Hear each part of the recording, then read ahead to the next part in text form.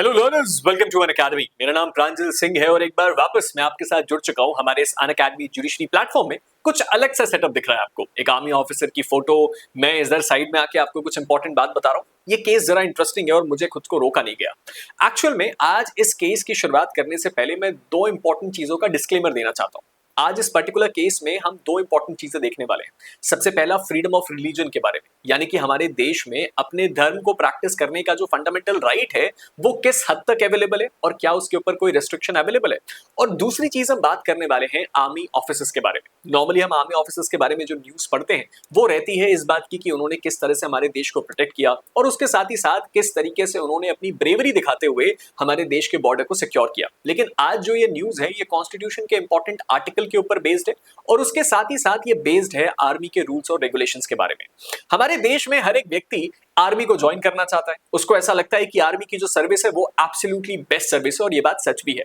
लेकिन इस आर्मी की सर्विस को ज्वाइन करने के साथ साथ कुछ कॉम्प्रोमाइजेस भी आते हैं जो आज के इस पर्टिकुलर केस में बहुत इंपॉर्टेंट है। आप में से बहुत सारे लोग मुझसे पूछेंगे कि ये पर्टिकुलर फोटो मैंने क्यों लगाई। ये पर्टिकुलर फोटो है जनरल उपेंद्र द्विवेदी की, जो इस वक्त आर्मी चीफ है।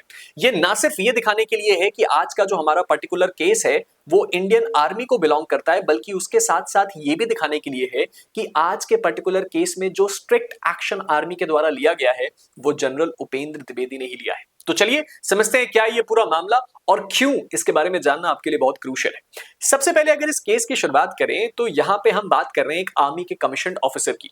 ये जो कमीशन्ड ऑफिसर है जिनका नाम सैमुअल है, इनकी रिलीजन के बारे में, नॉर्मली हम लोगों के रिलीजन के बारे में बात नहीं करते लेकिन ये पर्टिकुलर केस ही पूरा रिलीजन के ऊपर बेस्ड है।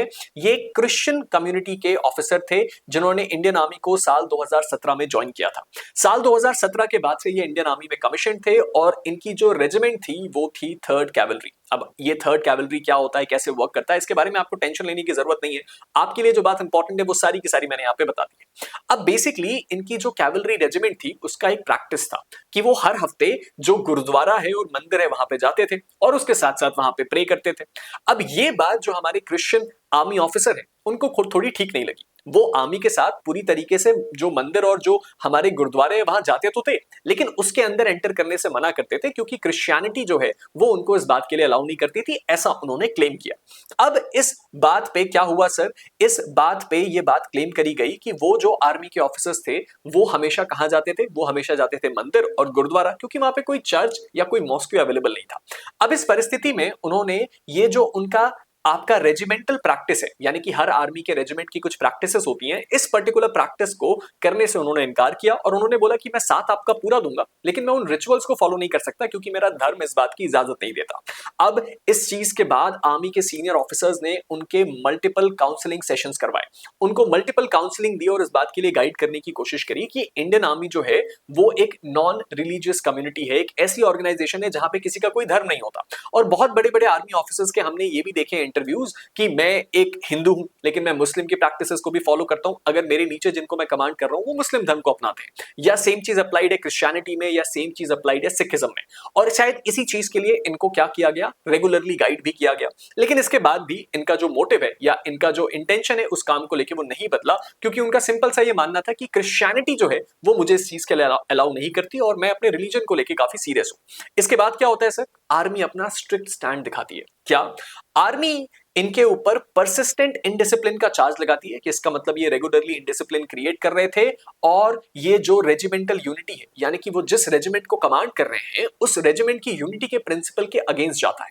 उसके बाद क्या हुआ सर, उसके साथ ही साथ इस चीज को भी ध्यान दिया गया कि उनका जो ये यूनिट के प्रति बर्ताव है वो यूनिट के मोराल को डाउन कर सकता है और जो ट्रूप्स हैं उनको डिमोटिवेट कर सकता है। इसीलिए चीफ ऑफ आर्मी स्टाफ, जिनका नाम हम जानते हैं, चीफ ऑफ आर्मी स्टाफ ने क्या किया, चीफ ऑफ आर्मी स्टाफ ने उनको टर्मिनेट कर दिया उनके पद से, यानी कि आर्मी से निकाल दिया गया और साथ ही साथ ये बोला गया कि उनको कोई भी पेंशन और कोई भी ग्रेचुटी नहीं मिलेगी।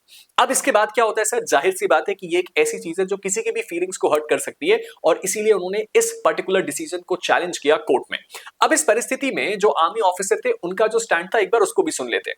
आर्मी ऑफिसर ने बोला कि वो सभी धर्म और सभी फेथ को रिस्पेक्ट करते हैं और वो जो ट्रूप्स हैं उनके साथ जो मंदिर है वहां पे भी जाते हैं और जो गुरुद्वारा है वहां पे भी जाते हैं, लेकिन उनको उनको बस एक एग्जेम्पशन चाहिए, किस बात से, कि वो जो पर्टिकुलर प्लेस ऑफ वर्शिप है वो उसके अंदर एंटर करके उस रिलीजियस प्रोसेस को क्या ना करे, वो एक्टिव रिचुअल्स में पार्टिसिपेट ना करे, क्योंकि उनका धर्म इस बात की इजाजत नहीं देता।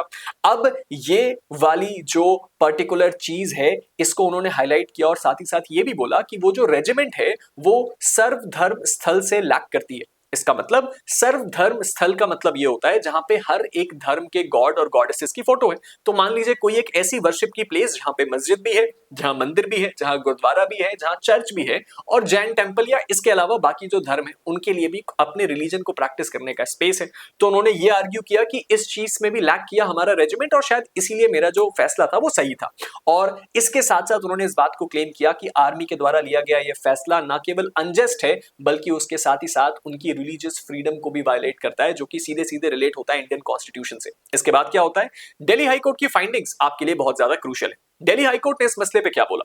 दिल्ली हाईकोर्ट ने सबसे पहले यह बोला कि आर्मी का जो डिसीजन था उनको टर्मिनेट करने का उसको अपहेल्ड किया जाता है, यानी कि वो फैसला सही था।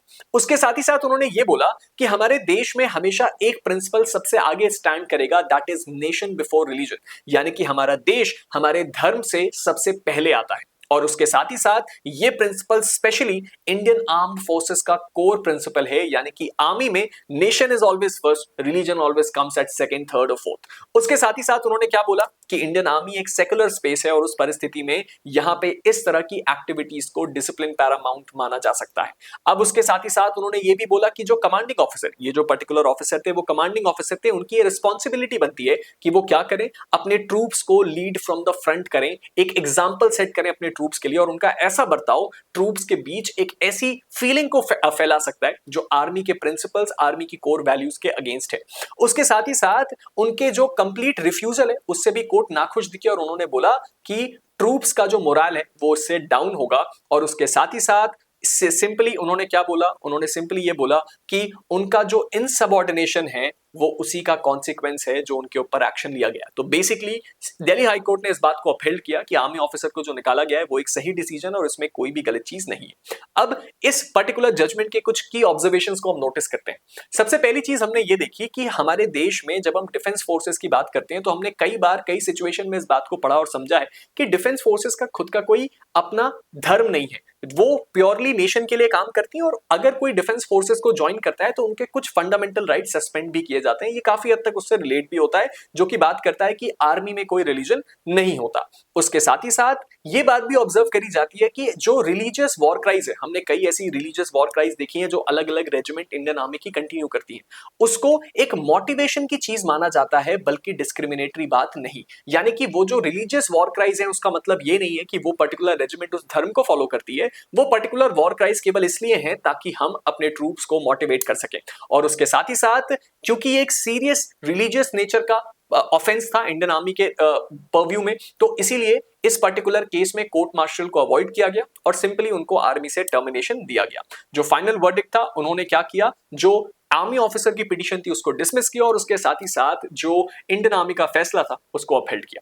अब आपका इस मसले पे क्या ओपिनियन है? आपको क्या लगता है कि क्या ये डिसमिसल सही था? क्या इंडियन आर्मी में ऐसी चीजें होनी चाहिए? आप नीचे कमेंट सेक्शन में जरूर बताइएगा। लेकिन एक बात ध्यान रखिएगा, आपका जो कमेंट है वो इस मोटिव, इस इंटेंशन के साथ होना चाहिए कि हम जो पर्टिकुलर बात यहां बता रहे हैं वो एक्चुअल में लीगल पर्सपेक्टिव से क्या कहती है और आर्मी के प्रिंसिपल से क्या कहती है। तो ये था हमारा पूरा केस। आई होप आपको समझ में आ गया।